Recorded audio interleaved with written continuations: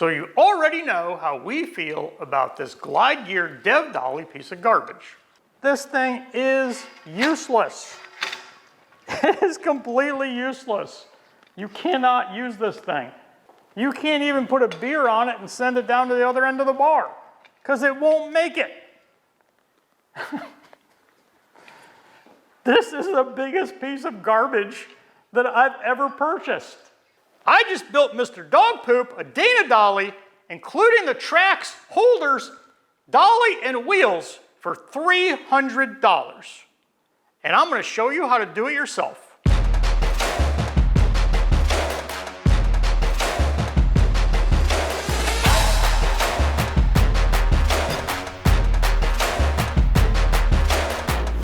Mr. Dog Poop did a review on this, the Glide Gear Dev Dolly, which he said was a complete piece of garbage. And he was right. So these are the Glide Gear wheels. They feel great. Heavy duty, feels like they're worth $1 million. Got a slot in there, but we went over why these absolutely suck. I went out and ordered aluminum to machine, to put together, weld, and machine so that I could make my own wheels. Then I found this product, ProAm USA. I ordered these, comes with a little thing that says, our warranty, our commitment, has their email address and phone number. Comes with the bill, instructions on how to set them up. So not to be confusing, we do buy a lot of stuff from ProAm, which has a warehouse in Canada. And this is ProAm. ProAm, two different companies, two different things. This is ProAm. These beautiful wheels, extruded aluminum, machined in place, double bearings, top and bottom, super nice, even has a nice little handle up here to hook it up to. So if we just do a quick test. So how much do you think this is and this is? $39, $39. $39 for properly machined wheels, properly machined metal. Why are they selling these? I'm going to show you how to take an aluminum plate and turn it into a Dana Dolly for $160, which was our plan with these Glide Gear wheels, except they sucked. Now we have nice wheels from ProAm, and we're actually going to do it. So we already made this piece, and we made it for the Glide Gear Dev Dolly, which is 10 inches across. Since we already have these, we're going to go ahead and test it out at that size. So the track holder is made by drilling 3 holes, and this is an impact TVMP yoke adapter. This is for old studio lights. They're about $10 at B&H Photo. That's our main support. That goes over a baby pin. And then we have truss lighting clamps. These are about $5 a piece. This is 1 1/4 inch speed rail. This is 1 1/2 inch speed rail. The nice thing about this setup is you can just swap these out. So if I wanted to go to 1 1/2, I could take this off and put this on. If I wanted to go to from 1 1/2 to 1 1/4, or I could make a new piece. Literally, it's drill, drill, drill. This was done by hand. We did notch out here, so these couldn't turn. It's not necessary. Essentially, we need to find the center, and then 2 points, 1 on each corner. We're going to put a wheel here, a wheel here, here, and here.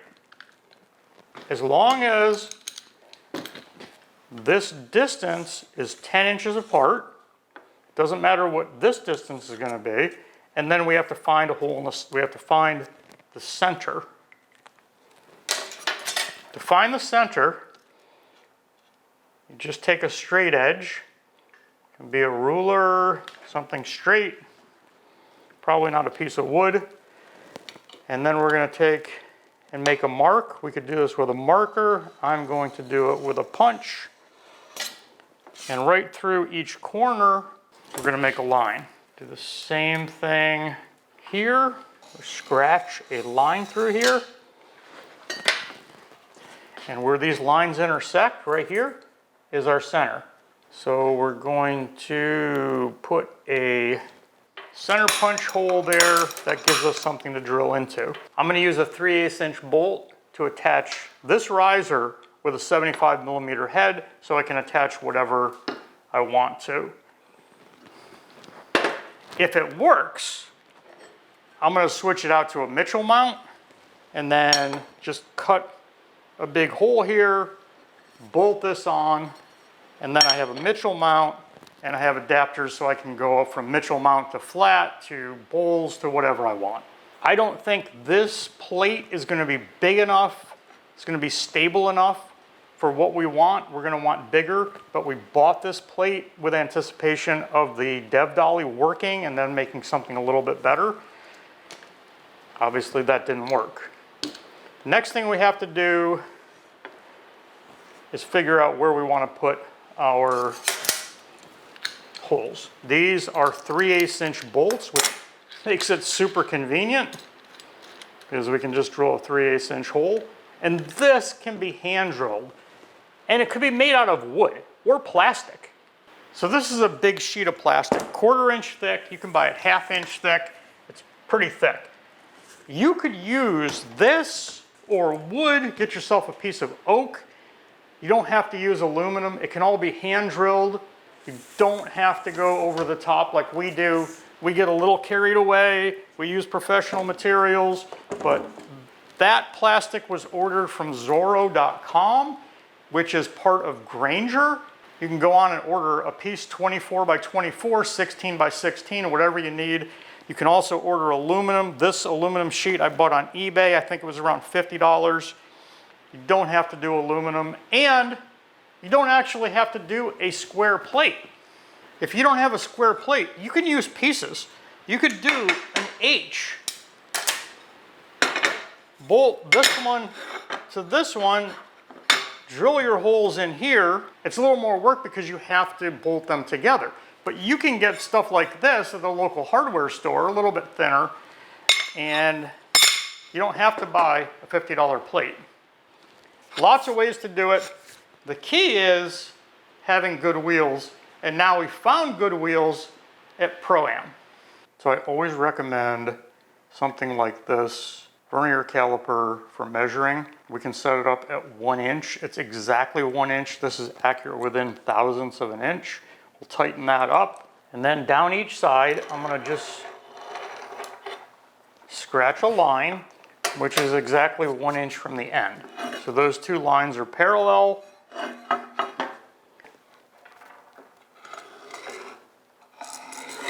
One inch. Doesn't matter how far apart these are. All we have to do is make sure the wheels won't touch each other, and they won't. We need to find the center point, use a square, line it up with the center of this. This is the complete center, so we know that's the halfway point. Scratch a line, and then we'll go ahead and punch a hole right there. Again, line up with this hole right here. If you go, that's as far as you can go. So if you hold your center punch in the hole we punched, we know right here that 1 inch line and that line, and again, punch it. We want our track to be at 10 inches. So half of 10 inches is 5. We're going to set our caliper to 5 inches. Then using the top, put it in the hole we just punched and swing an arc at 5 inches. Where that crosses the line, the 1 inch line, we're going to go ahead and drill a hole. On the other side, we'll do the exact same thing. Put it in. Swing an arc, and where that crossed that line, punch a hole. So we now have a hole here, a hole here, one in the center. So we have another hole here, and we have a hole here. These are very well machined, and our measurements may not be exact. So I would like to have a little bit of a slot in one side so that we can move the wheels back and forth, and it'll give us a little bit of adjustment on our tracks. I happen to have a benchtop milling machine that I can do that with, but it's not necessary. You can drill on each end and in the middle, and then use a file to file it off, or a hacksaw, or you don't even need it because the 4 holes are going to be fine. We're going to drill a hole here, here, here, here, and here, all 3/8. Then I'm going to slot these, bolt these on, and then we're going to go see how it rides on the track. So I'm using a clamping kit to clamp it down so we can drill a hole. So the question is it going to be better because I'm using a machine to drill a hole? No, not really. If you can get a straight hole with your drill, pretty much the same. And even a small drill press would be good. How critical is getting this center point? It's not critical at all. If you had it over here or over here, over here, over here, it wouldn't matter. It's just a point to mount to. Having it in the center, great. The rest of your gear isn't going to be balanced. There's no way, it's not going to matter if it's off a little bit. It doesn't have to be that accurate.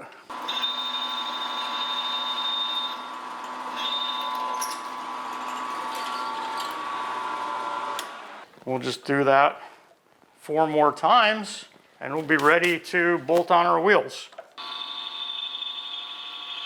So aluminum is a soft material. You can use some cleaner, windshield washer fluid, anything soapy, a little bit of soap and water to lubricate it. It'll keep the aluminum from sticking to the drill bit. It'll also cool it down and extend the life of your drill. They do make commercial fluids that are water soluble, but they tend to make a mess, leave grease. So you can use a countersink or a deburring tool, and that will clean up those edges. I don't recommend Harbor Freight deburring tool. This piece has a bearing on the top, inside and outside, which is nice. This is what glide gear didn't do. Get it so that it can move. Bring it into your hole. Put it on. We're going to put the 4 of the wheels on there. Before we do that, I'm going to go ahead, put it back on the milling machine and make slots, but if you don't want to make slots, you could be finished right there.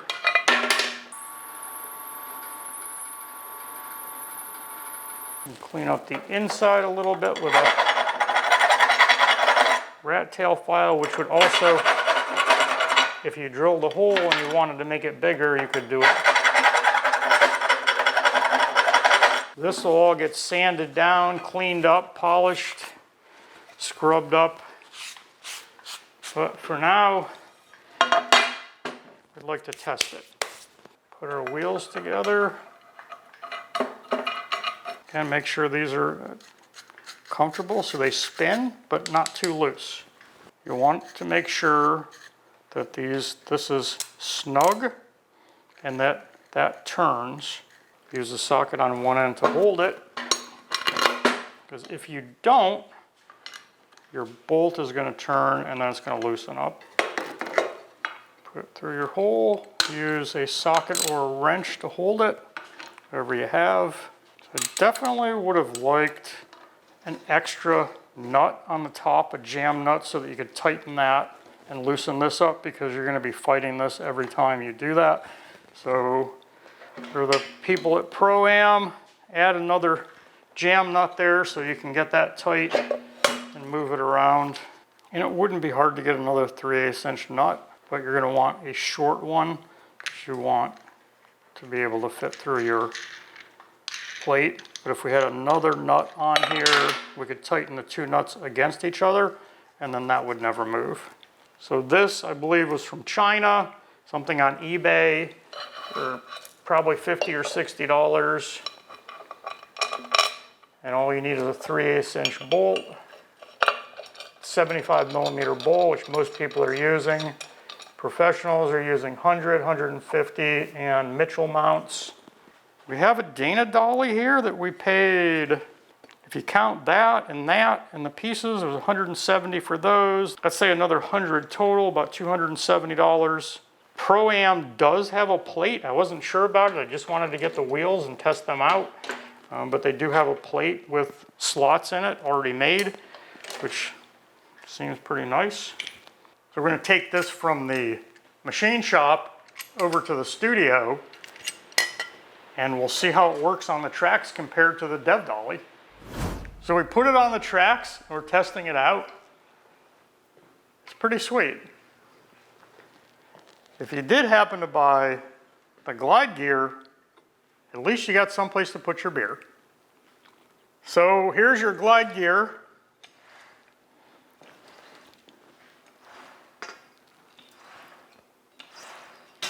And then here is our homemade one with the ProAm wheels.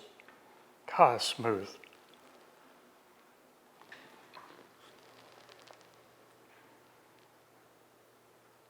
Super smooth. Okay, so I want to prevent this from falling off the track and smashing the camera. Just a quick, simple idea for a safety strap. I have some nylon, which could be from a seat belt, a strap, or you can go to a craft store, get it, or order it on someplace like Amazon. And then I'm going to put 2 holes and attach it here. So just kind of figure out what we want. That's going to hit there a little bit. Punch a hole in there with the scissors. So now that I've marked the 2 holes, I'm going to go up to the workshop and put some grommets in. So this is a grommet kit from Harbor Freight.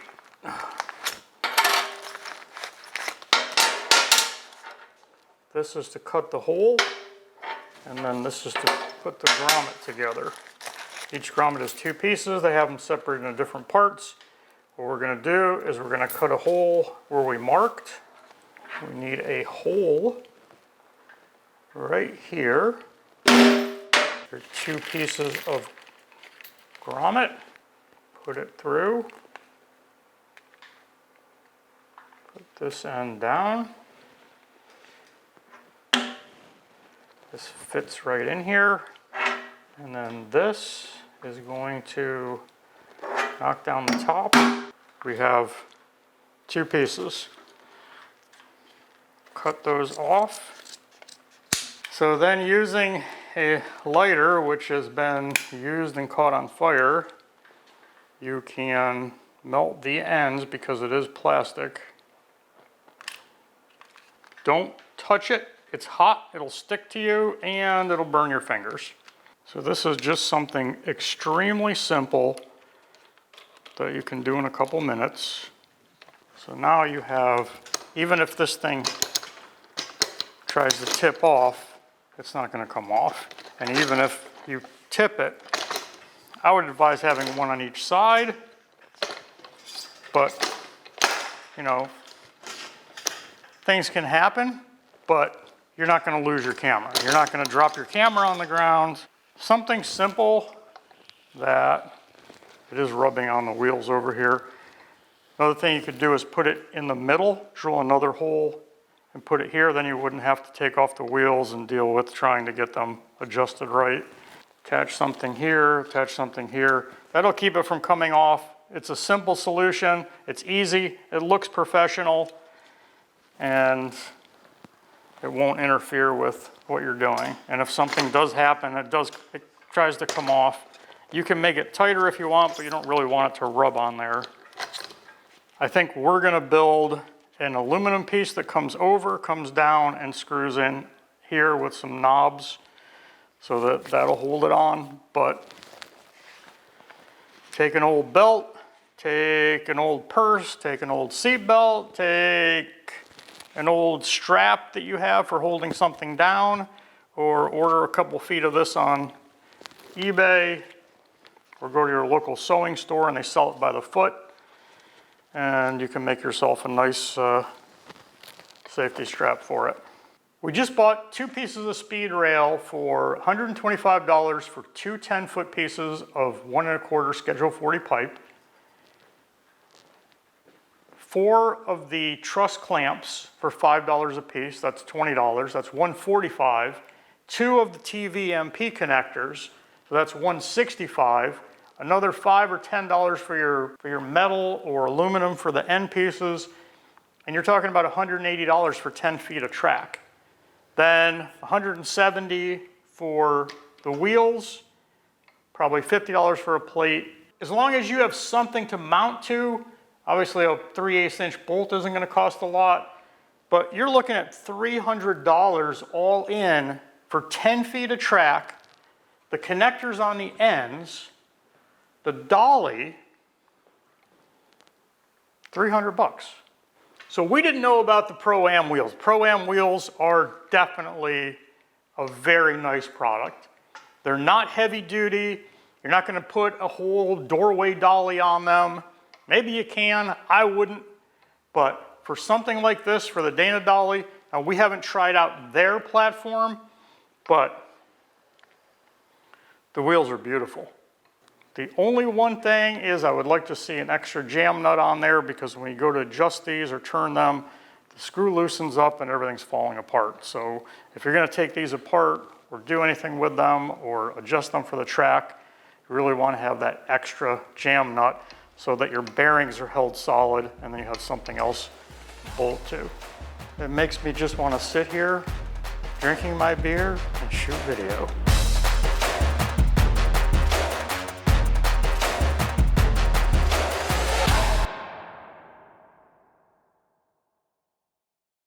Yes, because today sucks. This whole fucking thing sucks. It's head up my ass Thursday.